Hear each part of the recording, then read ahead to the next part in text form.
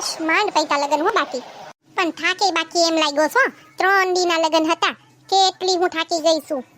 3 દીના તો ખાલી લગન હતા તારી તૈયારીઓ તો હું 6 મહિનાથી જોઉં છું એ જોઈને હું 6 મહિનાથી થાકી ગયો છું હા જાવને વળી તે તમારી તો વાતો જાવીને આવી હોય લે પણ મારી પોરથી તૈયારી બાકી એમ થઈ હતી હો બાકી મને તો તારી ઉપરથી નજર જ દૂર નહોતી જાતી એમ થાય તને જોયા જ કરું જોઉં છું ને કેવીક નજર નથી હતી હમણાં ઘરે જાય ને બધું ઘરનું કામ પડ્યું હશે ને તો ક્યાંય ની ક્યાંય દૂર નજર ફેરવીને બેસી જાઓ તન લગનમાં જોઈ તો આપણા પહેલાના દિવસો યાદ આવી ગયા ચુરા લિયા હે તુમને જો દિલ કો નજર નહીં ચુરાના સનમ बदल के मेरी तुम जिंदगानी कहीं बदल ना जाना सनम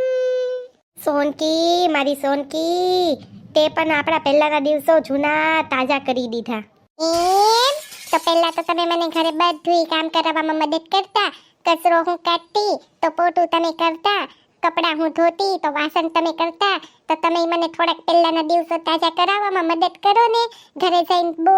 કામ પડ્યું છે 3 દીનું કામ કેટલું ભેગું થયું હશે તો જઈને તમે થોડોક મને મદદ કરજો ને તો મને થોડાક પહેલાના દિવસો તાજા થાય હાલ જાવા દે લગન તારા ભાઈના હતા ઘરે જઈને કામ તું કરવા માંડજે હું કાંઈ કામ કરાવવાનું નથી ઢઠો તને હતો 6 મહિના અગાઉની તૈયારી ચાલુ કરી દીધી હતી ને એમાં 3 દીના લગનમાં 3 જોડી કપડાં તે બદલા છે તો થાય જ ને કપડાનો ઢગલો ભેગો હવે ઢડિયા કરજે બીજું હું લે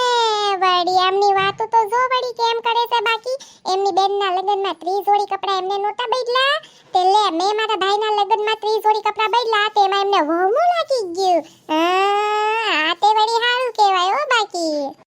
એમની વાતો જાવીને આવી હોય એ હું થયું એ તમને ટાઈટ નથી લાગતી મને બહુ ટાઈટ વાય છે ખુલ્લા છાપરા વાળી ગાડી લીધી છે ને એમાંય ટાઈટ એટલી વાય છે ને એ તું બોલતી જ નહીં હો આમાં બાકી કાંઈ મેં તને પહેલાં જ કીધું હતું કે હાલ આપણે બસમાં જાય તો ટાઈટ નો વાય પણ તને જ બહુ હરક પદુડાઈ કરવાનો શોખ હતો અને બધાની સામે દોઢું થવું હોય ને કે જો અમારી પાસે છે ખુલ્લા છાપરાવાળી ગાડી બહુ દેખાડો કરવાનો શોખ હોય તો ટાઈટ સહન કરવી પડે એ હો હવે આમ હામુડાસુ રાખીને ગાડી ચલાવવા માંડો અને આમ જુઓ તમને આગળ ક્યાંક બદામ શેકની દુકાન દેખાય ને તો ઊભી રાખજો એ હો ઓ મારી રે ઓ બાપલિયા લગનનો થાકોડો એટલો લાગ્યો છે ને કે હાથ પગ કડ વાહો બધું તૂટે છે